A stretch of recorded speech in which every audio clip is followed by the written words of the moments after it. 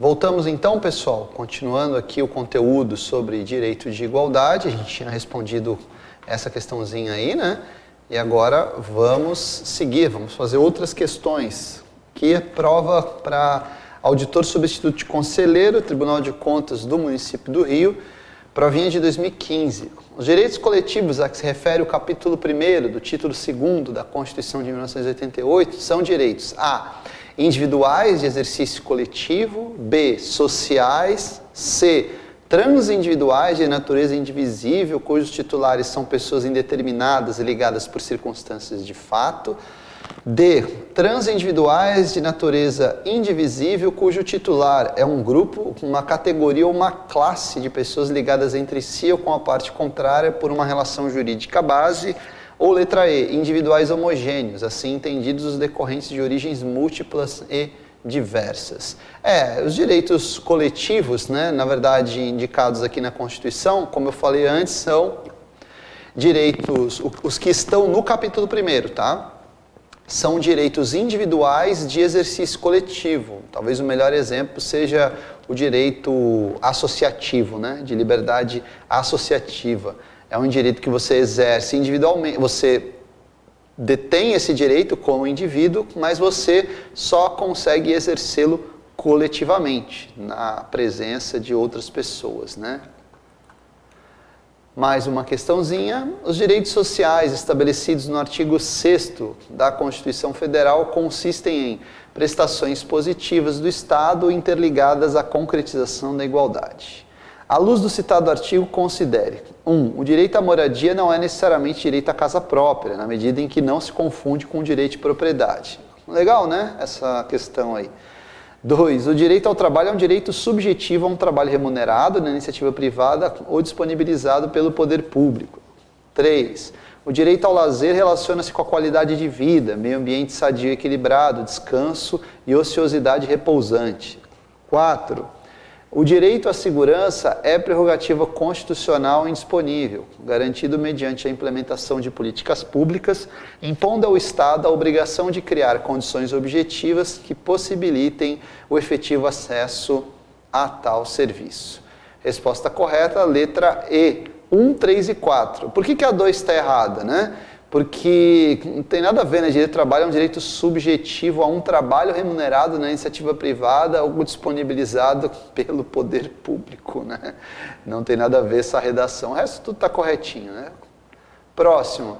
A Constituição Federal de 1988 inovou na consolidação de um Estado social e democrático de direito, positivando inúmeros direitos sociais no seu texto. Sobre o tema, é correto afirmar: a. Não é possível o reconhecimento de outros direitos sociais em sede constitucional para além daqueles expressamente arrolados no artigo 6º da Constituição Federal. Aqui, eu até faço uma parte, aproveitando esse dispositivo, para esclarecer para vocês o seguinte: os direitos fundamentais da Constituição, não apenas os sociais, os individuais, etc., todos eles quando aparecem na Constituição, eles aparecem em caráter meramente exemplificativo. Nós podemos incorporar outros direitos, por exemplo, via tratados internacionais. Então, não quer dizer que se você tem alguns direitos reconhecidos na Constituição, isso impede o reconhecimento de outros que não são expressos ali. Existe aí a categoria dos direitos implícitos da Constituição, decorrentes, por exemplo, de princípios constitucionais. Então, letra A, portanto, falsa. Letra B. As normas constitucionais que consagram direitos sociais possuem natureza estritamente programática. Não, né? Essa é uma discussão que também já foi superada. É necessário sempre uma densificação normativa dos direitos sociais.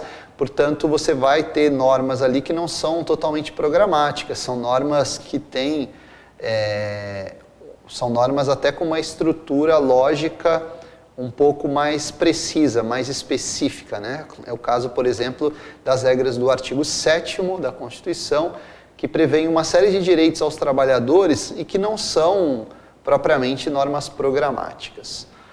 Letra C. Não obstante os direitos sociais possuam natureza de direito fundamental, não é possível atribuir eficácia imediata aos mesmos a partir da norma constitucional, dependendo da intermediação do legislador infraconstitucional. Letra D. Muito embora os direitos sociais não tenham sido consagrados expressamente no rol das cláusulas pétreas no nosso sistema constitucional, a doutrina majoritária sustenta que os mesmos estão incluídos neste rol. Isso aí. Eu até comentei sobre isso ontem, né, pessoal? Embora lá o artigo 6º, parágrafo 4º, inciso 4º da Constituição, o artigo 60, né? Parágrafo 4º, inciso 4º da Constituição, fale em cláusulas pétreas, quando fala em cláusulas pétreas, fala em direitos e garantias individuais, a doutrina entende que todos os direitos fundamentais, na verdade, são cláusulas pétreas da Constituição. E, obviamente, logicamente, isso inclui os direitos sociais. Entram os direitos políticos, sociais, os direitos coletivos, todos eles são cláusulas pétreas. Posição da doutrina, tá? Não tem nada expresso na Constituição, repito aqui para vocês, mas é uma posição majoritária na doutrina constitucionalista contemporânea. Vamos ao próximo aqui. Próximo slide, na verdade, a gente vai tratar do direito à saúde, outro direito aí social, previsto no artigo 6º, mas ele vai estar regulamentado lá no artigo 196, quando o Constituinte universaliza o direito à saúde, estabelecendo exatamente isso. A saúde é direito de todos e dever do Estado. Direito de todos, até já está grifadinho para vocês e colorido. E dever do Estado garantido mediante políticas sociais e econômicas que visem a redução do risco de doença e de outros agravos, e ao acesso universal e igualitário às ações e serviços para a sua promoção e proteção e recuperação. Então tem uma dimensão individual e também uma dimensão coletiva no direito à saúde. Aliás, isso está bastante em voga, né? Depois que passamos por essa pandemia, a questão do direito à saúde, ela se tornou fonte, né, de debates, porque virou efetivamente um tema prioritário na sociedade brasileira. Vamos ver o que o Supremo Tribunal Federal fala sobre isso. Eu trouxe aqui um julgado que é bastante importante, que trata da temática do acesso aos medicamentos que não constam na lista do SUS, né? O que o Supremo entendeu aqui? Vamos lá. Em regra, o Estado não está obrigado a dispensar medicamento não constante de lista do SUS, em regra. O reconhecimento do direito individual ao fornecimento pelo Estado de medicamento de alto custo, não incluído em política nacional de medicamentos ou em programa de medicamentos de dispensação em caráter excepcional, constante de rol dos aprovados, depende da demonstração da imprescindibilidade, adequação e necessidade, né, da medida, da impossibilidade de substituição e da incapacidade financeira do enfermo e dos membros da família solidária, respeitadas as disposições sobre alimentos lá do Código Civil.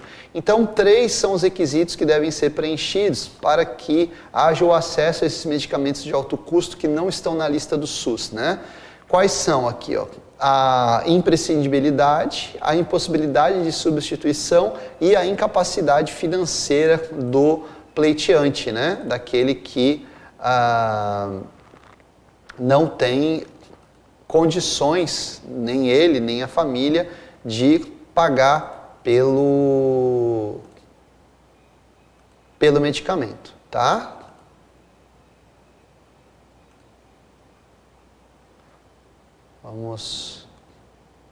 Vamos adiante aqui. São de relevância pública, artigo 197 da Constituição, as ações e serviços de saúde, cabendo ao poder público dispor, nos termos da lei, sobre sua regulamentação, fiscalização e controle, devendo sua execução ser feita diretamente ou através de terceiros e também por pessoa física ou jurídica de direito privado. Temos aí um outro entendimento do Supremo Tribunal Federal, ó. Ressarcimento à administração pública mediante condições pré-estabelecidas em resoluções internas da Câmara de Saúde. Ofensa ao devido processo legal, alegação improcedente. Norma programática pertinente à realização de políticas públicas, né? Quando há impossibilidade de atendimento por uma operadora do plano de saúde, o que a lei exige? Que o SUS atende e depois ele é ressarcido pelo plano de saúde, tá? Houve uma discussão no Supremo Tribunal Federal a respeito da validade desse dispositivo, mas o Supremo Tribunal Federal entendeu que ele é perfeitamente válido, né? Lá no artigo 198, nós temos as chamadas diretrizes das ações e serviços públicos de saúde, né, que integram o SUS. O SUS é essa rede regionalizada e hierarquizada na forma de um sistema único, conforme prevê a própria Constituição. Quais são essas diretrizes, pessoal? Façam um corte aí, ó, para que vocês possam gravar bem, ó. Universalidade de quê? De cobertura e atendimento. Uniformidade e equivalência dos benefícios. Seletividade e distributividade na prestação dos benefícios e serviços. Por que seletividade? Peguem lá uma campanha de vacinação, por exemplo. Ela é seletiva, né? Você vai ter primeiro aquelas pessoas que são considerados os grupos prioritários e depois você vai universalizando, tá? Seletividade e distributividade na prestação dos benefícios e serviços. Irredutibilidade do valor dos benefícios, por exemplo, um benefício de assistência social, ele obedece a essa regra da irredutibilidade. Equidade na forma de participação no custeio, diversidade da base de financiamento, é outra diretriz, né? Caráter democrático e descentralizado da administração mediante gestão quadripartite, que envolve quem? Trabalhadores, empregadores, aposentados e governo, participação nos órgãos colegiados. Mas o entendimento do Supremo aí é constitucional a regra que veda, no âmbito do SUS, tá? A internação em acomodações superiores, bem como atendimento diferenciado por médico do próprio SUS ou por médico conveniado mediante o pagamento da diferença dos valores correspondentes. Isso quer dizer o quê? Que eu não posso pagar a mais para ter um quarto melhor pelo SUS. Tá? Desculpa, pessoal. Então, esse é o entendimento do Supremo Tribunal Federal. A assistência social é um outro pilar da chamada Seguridade Social que compõe aí um direito social importante e que está prevista lá no artigo 203 da Constituição. Qual é a diferença da saúde para a assistência? Porque a assistência social, ela é apenas para aqueles que dela necessitam. Ela não tem esse caráter de universalidade, né?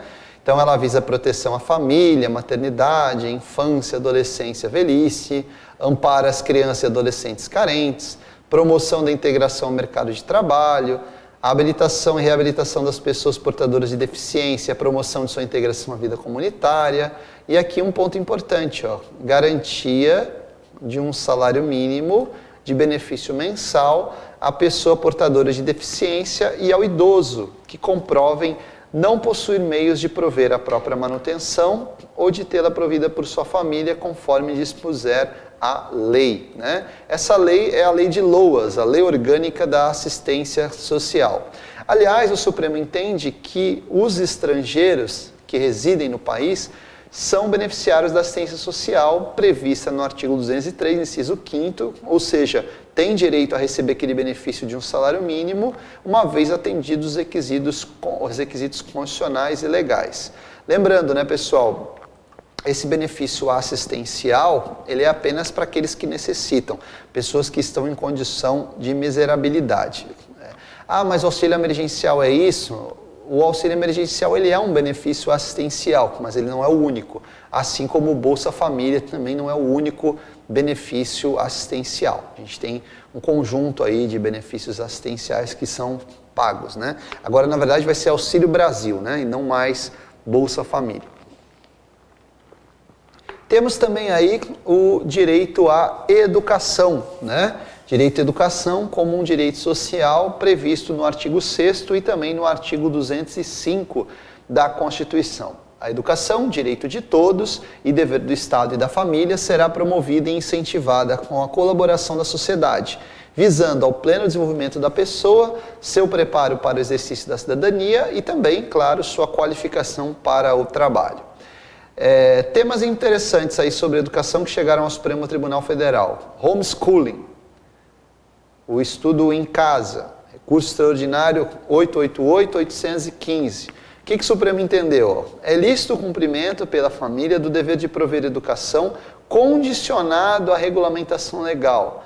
Não pode homeschooling? Enquanto não houver regulamentação legal, segundo o Supremo, não pode, tá? São casos excepcionais aí do estudo em casa, como aconteceu agora com a pandemia, tá bem? Quais são os princípios que representam a base do ensino no Brasil? Igualdade de condições para acesso e permanência da escola. Então aqui nós temos um desdobramento do próprio princípio da isonomia e temos um desdobramento do princípio da liberdade. Liberdade de aprender, ensinar, pesquisar e divulgar o pensamento, a arte e o saber. A gente até já tinha mencionado esse dispositivo específico aqui, esse inciso 2º, quando falamos sobre direito de liberdade. O Supremo recentemente se manifestou também na ação direta de inconstitucionalidade 5537 a respeito do programa Escola Livre, né, que foi instituído por meio de uma lei estadual e o Supremo considerou inconstitucional. Por quê? Vamos ver o que diz a decisão. Inconstitucionalidades materiais da Lei 7.800/2016 do Estado de Alagoas, violação do direito à educação com alcance pleno e emancipatório que lhe confere a Constituição. Supressão de domínios inteiros do saber do universo escolar. Incompatibilidade entre o suposto dever de neutralidade previsto na lei e os princípios constitucionais da liberdade de ensinar, de aprender e do pluralismo de ideias. Vedações genéricas de conduta que, a pretexto de evitarem a doutrinação de alunos, podem gerar a perseguição de professores que não compartilhem das visões dominantes. Aqui foi a polêmica também, aqui saiu como escola livre, né? Mas é a chamada polêmica da escola sem partido. O Supremo julgou inconstitucional, tá? Então, temos também outro princípio, que é o princípio do pluralismo de ideias e de concepções pedagógicas e coexistência de instituições públicas e privadas de ensino, tá? Há também o princípio de gratuidade do ensino público em estabelecimentos oficiais. Prestem atenção que o Supremo sumulou já essa matéria, decisão relativamente recente, súmula vinculante 12, cobrança de taxa de matrícula nas universidades públicas viola o disposto no artigo 206, inciso 4 da Constituição. Porém, aqui, a garantia constitucional da gratuidade de ensino não obsta, ou seja, não impede a cobrança nas universidades públicas de mensalidades em cursos de especialização. É a chamada pós-graduação lato sensu.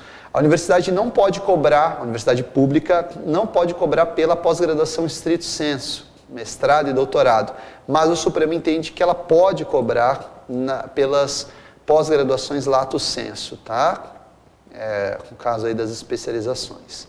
E não pode cobrar taxa de matrícula na graduação, obviamente, tá? E nem no mestrado e nem no doutorado. Outra discussão interessante sobre os colégios militares, né? O que diz o Supremo?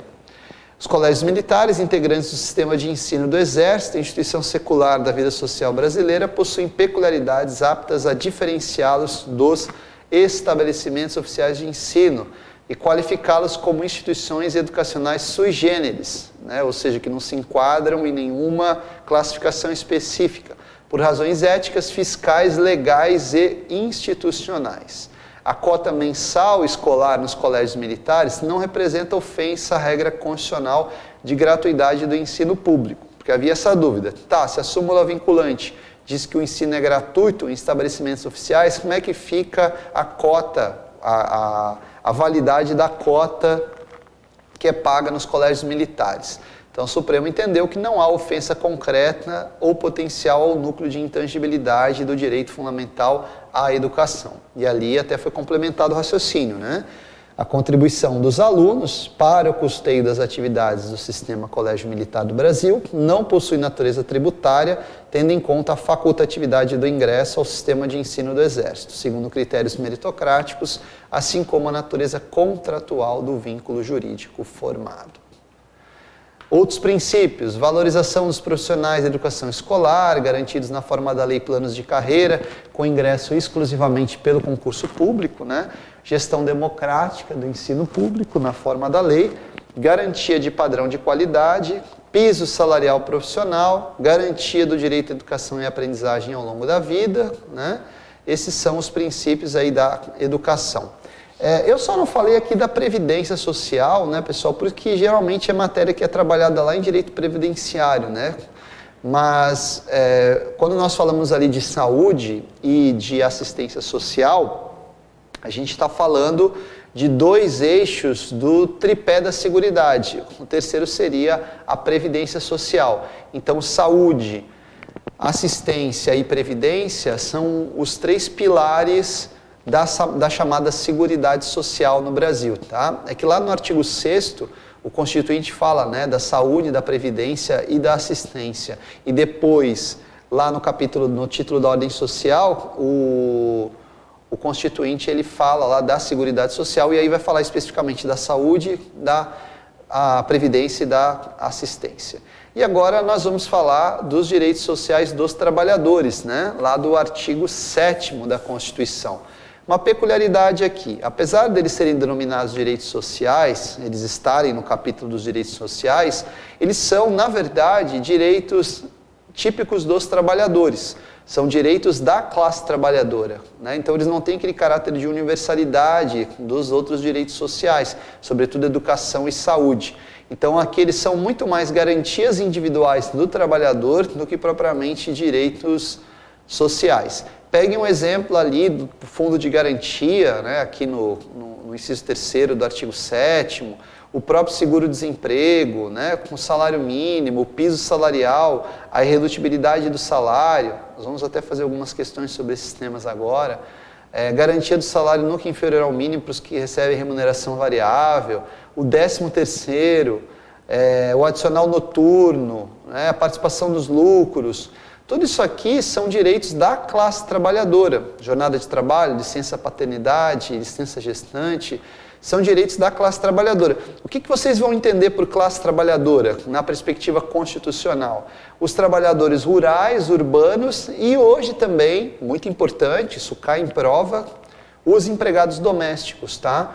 Eles são também trabalhadores urbanos, mas eles acabavam entrando meio que numa categoria, numa terceira categoria, que não detinha, por exemplo, direito à maioria dos benefícios que eram concedidos aos trabalhadores urbanos em geral. Se o sujeito é um empregado do comércio, naturalmente ele teria mais direitos do que um empregado doméstico, que vivia numa condição mais precária.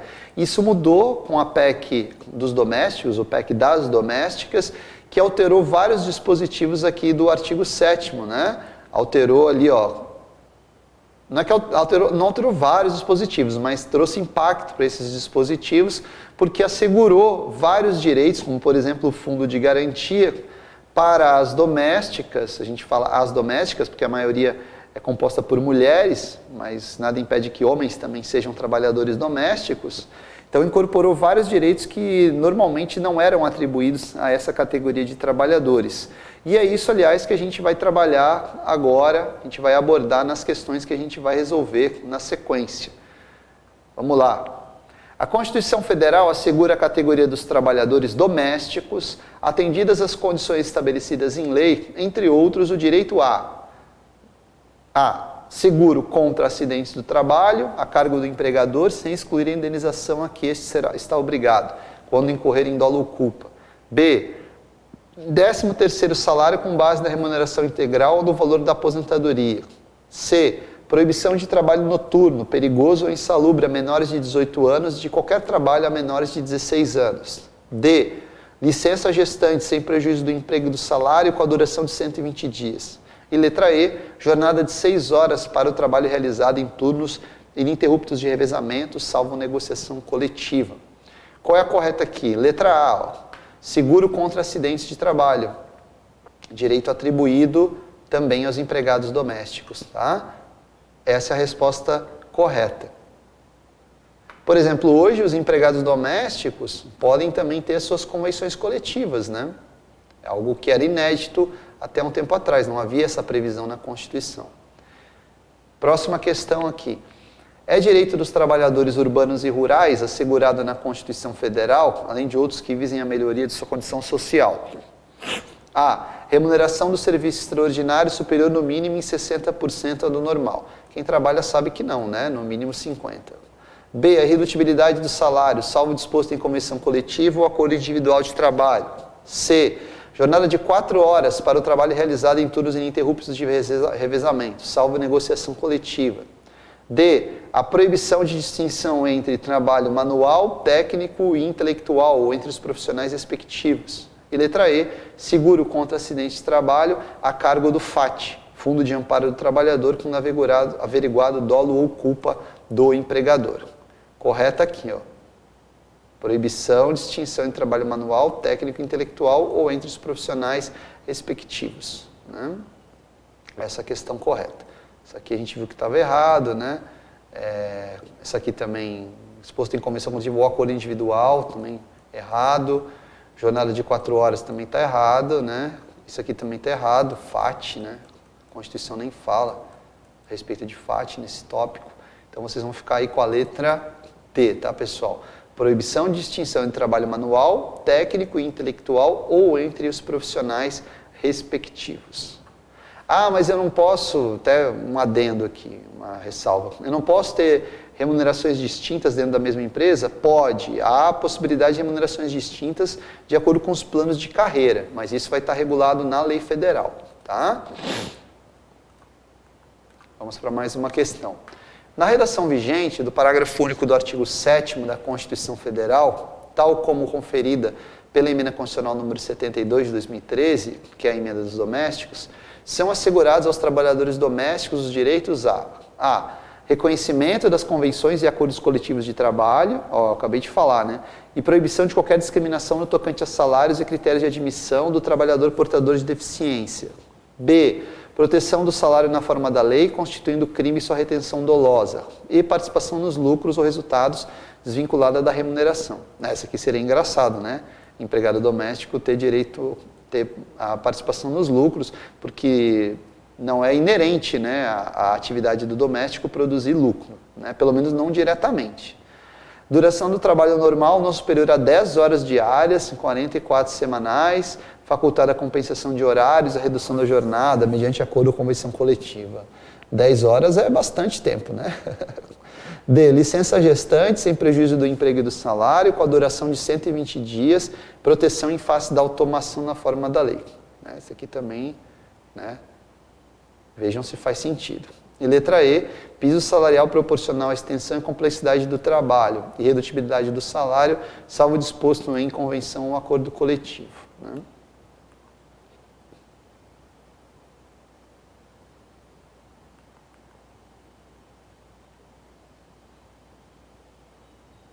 Ah, aqui não veio a nossa resposta, né? Aqui a correta é a letra A, né? Reconhecimento das convenções, proibição de qualquer discriminação tocante a salário e critérios de admissão do trabalhador portador de deficiência. Vamos conferir ali no texto, né? Ó, eles têm direito ao 4, 6, deixa eu ver aqui.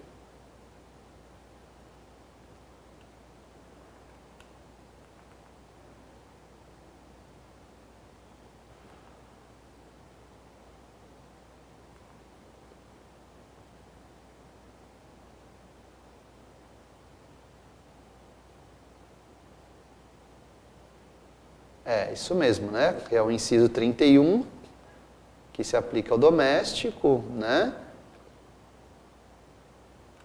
É o 31. E reconhecimento das convenções coletivas, que vai estar lá no 26, que é uma novidade, né, da emenda. Então, correto, letra A. Desculpem, acabou não saindo aqui, mas vocês vão marcar bonitinho aí. Letra A, tá? Essa que tá certa. Vamos para o próximo. A respeito da discriminação e das ações afirmativas no âmbito das relações de trabalho, considere 1. A natureza das atribuições do cargo a ser preenchido não pode servir como justificativa quanto à exigência de limite de idade para inscrição em concurso público, pois é proibida a diferença de critérios de admissão por motivo de idade na forma do artigo 7º, 30. A gente falou sobre isso lá atrás, né?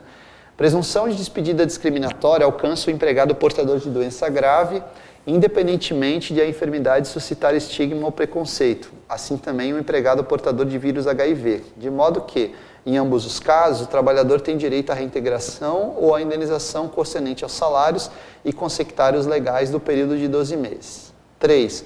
Conforme previsão constitucional, o empregador com participação no poder público será responsável pelo seguro contra acidentes de trabalho, além da indenização civil devida ao trabalhador quando incorrer exclusivamente em dolo.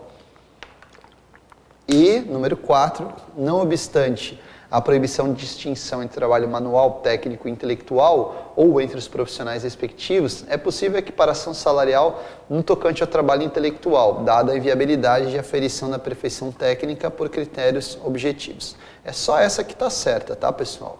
O resto tudo errado, né? Ah, mas essa primeira aqui, ó, pode surgir a dúvida. Ah, mas essa aqui não pode, não é proibida a diferença de critérios de admissão? Né, ela não é absolutamente proibida. A gente viu que quando houver uma razoabilidade, você pode, num concurso público, estabelecer a distinção para admissão em razão da idade. Mais uma questão. Acerca dos direitos sociais assegurados pela Constituição Federal, é correto afirmar: A. A remuneração do serviço extraordinário será sempre superior em 50% ao do normal. Não sempre, né? Isso é um mínimo.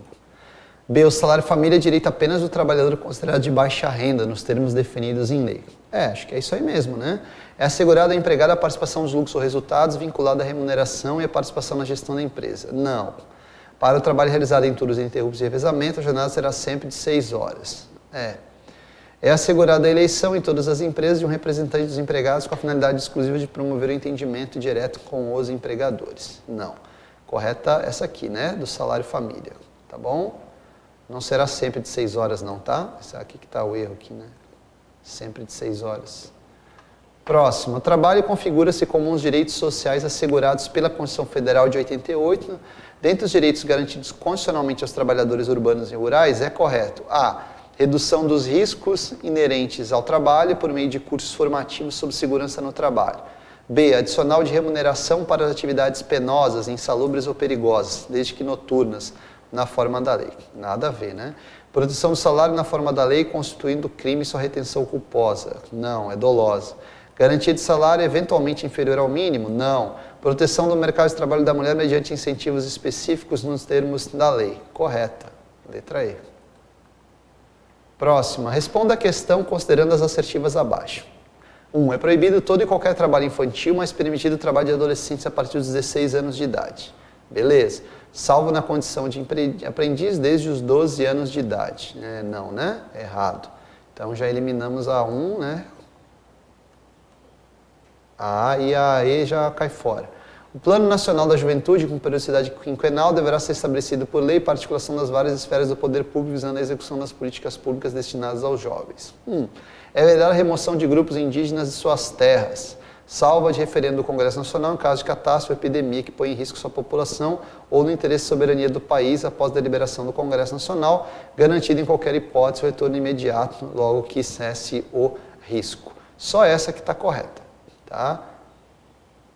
Essa aqui está errada e essa errada. Pessoal, fechamos então esse bloco, né? Falamos aí sobre os direitos sociais e fica o convite já para que vocês assistam a próxima aula, onde nós vamos abordar mais uma geração de direitos, né? Mais uma categoria, na verdade, de direitos fundamentais, que são os direitos de nacionalidade. Tema bastante interessante também. Um abraço a todos, nos falamos no próximo encontro.